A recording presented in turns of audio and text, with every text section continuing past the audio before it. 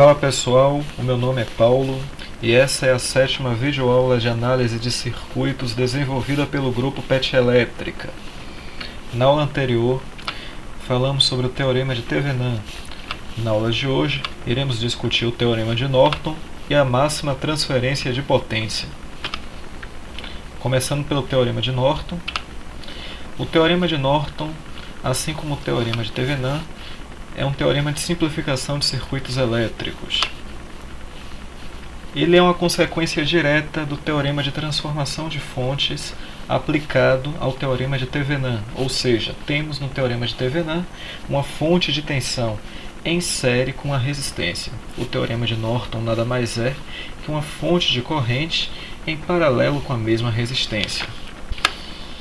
Assim como o teorema de Thevenin, ele será válido nas mesmas condições, para circuitos lineares, puramente resistivos e de dois terminais, que poderá ser separado em duas redes A e B, interconectadas por um par de terminais.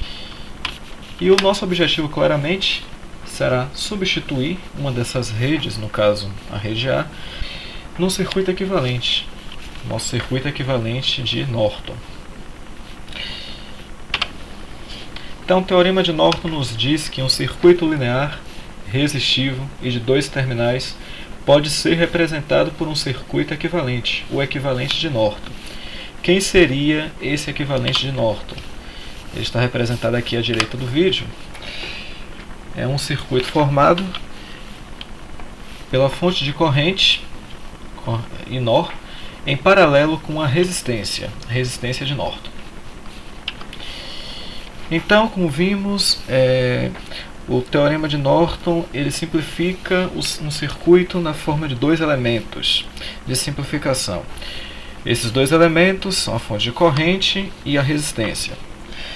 A fonte de corrente de Norton ela tem o valor da corrente de Norton, que nada mais é que a corrente de curto-circuito nos terminais do circuito considerado. E a resistência de Norton é a resistência equivalente vista pelos terminais do circuito considerado. Ou seja, iremos simplificar um circuito A um pouco maior num circuito formado por uma fonte de corrente em paralelo com a resistência de Norton. Para o teorema de Norton, cabe as mesmas observações sobre fontes dependentes vistas para o teorema de Thevenin. Essas observações servirão de base para o cálculo da resistência de Norton. Essa resistência de Norton é a mesma resistência de Thevenin, e a tensão de Thevenin nada mais é que a corrente de Norton multiplicada pela resistência de Thevenin. Então, pessoal, após essa breve explanação teórica, partiremos agora para a resolução de alguns exercícios. Assim como o teorema de Thevenin, o teorema de Norton, ele terá dois casos. Um primeiro caso, circuitos formados somente por fontes independentes. E o caso 2 seria circuitos formados por fontes dependentes.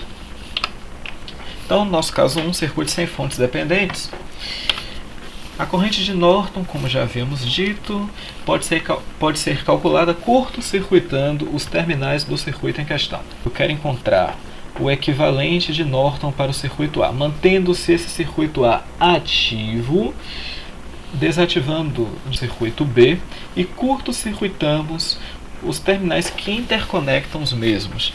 Encontrando-se então essa corrente de curto, eu terei a corrente de Norton do circuito A em questão.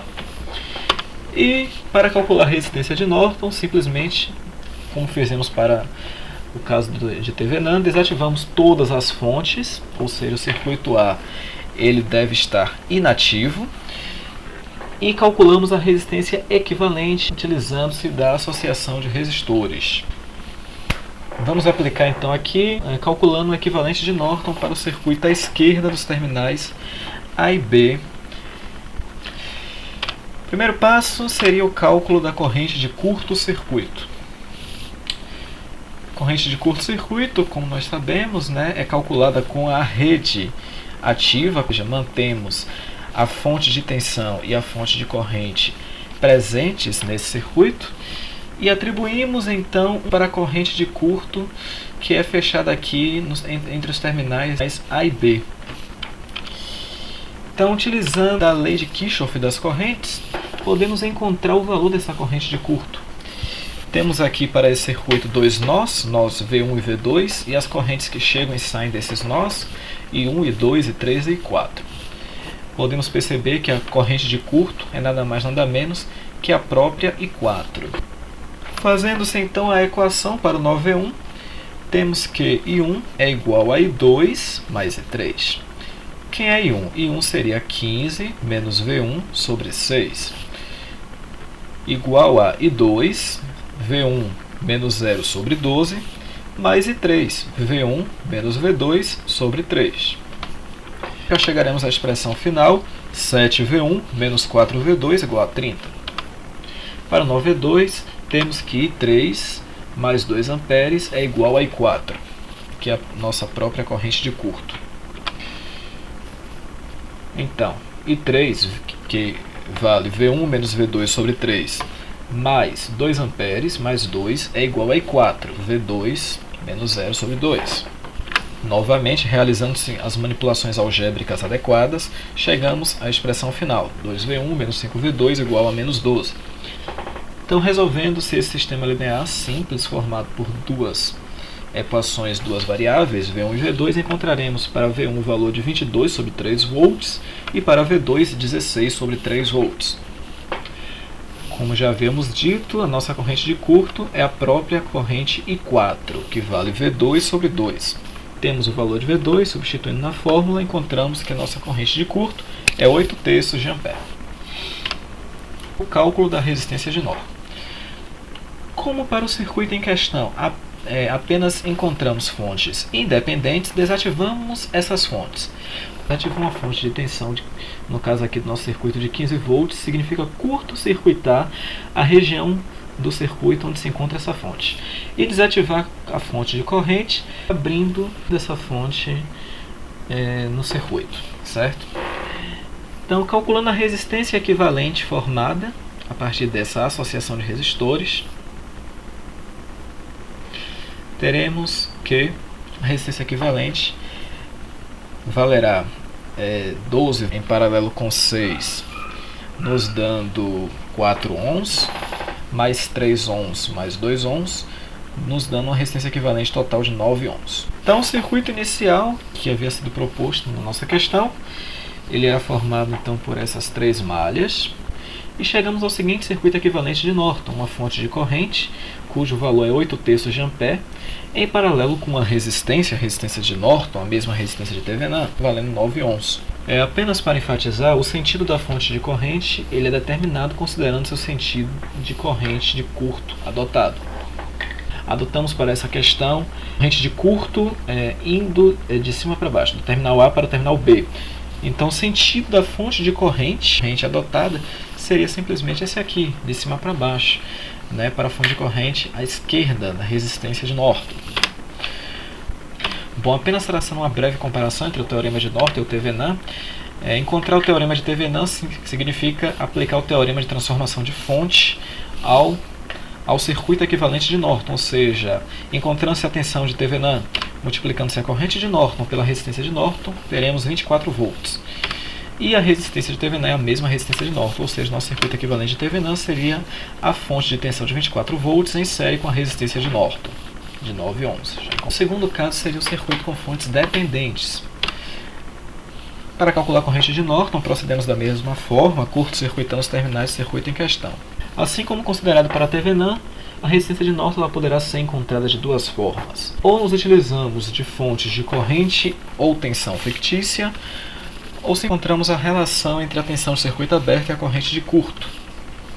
A tensão de circuito aberto é a própria tensão de Thevenin, a corrente de curto, a corrente de Norton, o que nos dá a resistência de Thevenin, a resistência de Norton, o circuito em questão. Vamos determinar o equivalente de Thevenin e o equivalente de Norton para o circuito à esquerda dos terminais AB, e determinar também o valor da tensão, da queda de tensão sobre esse resistor de 2 ohms aqui.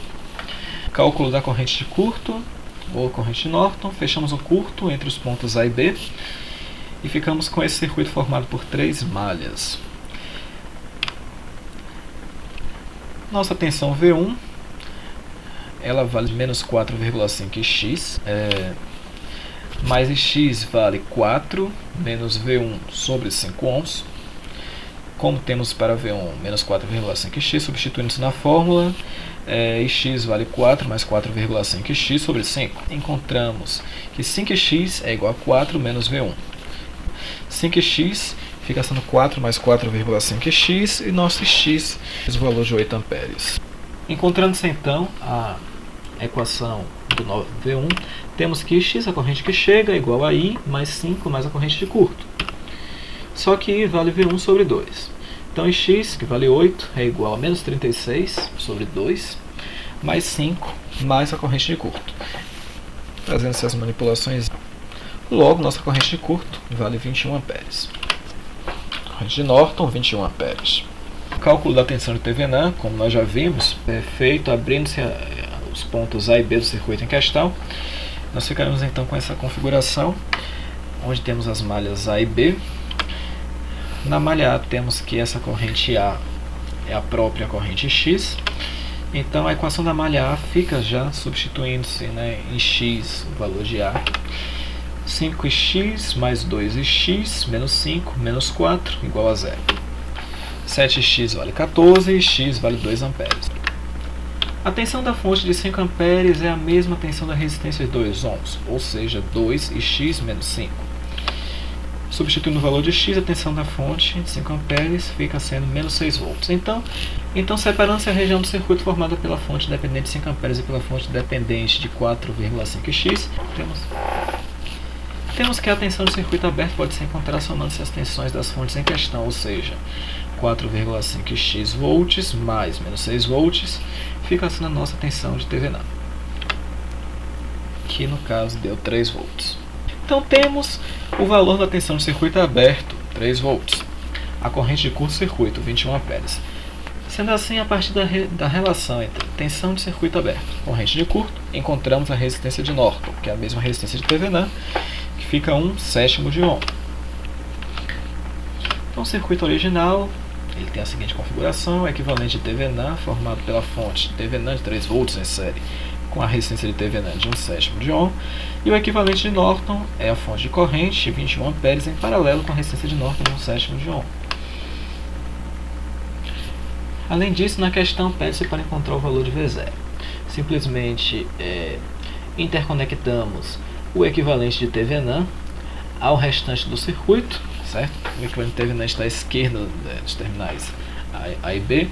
Então interconectamos esse equivalente ao restante do circuito, encontramos o valor dessa corrente I e multiplicando, né, utilizando a lei de Ohm, encontramos para V0 o valor de 21 sobre 11 volts. Então pessoal, é isso. Por enquanto ficamos por aqui. No próximo vídeo iremos tratar sobre a máxima transferência de potência.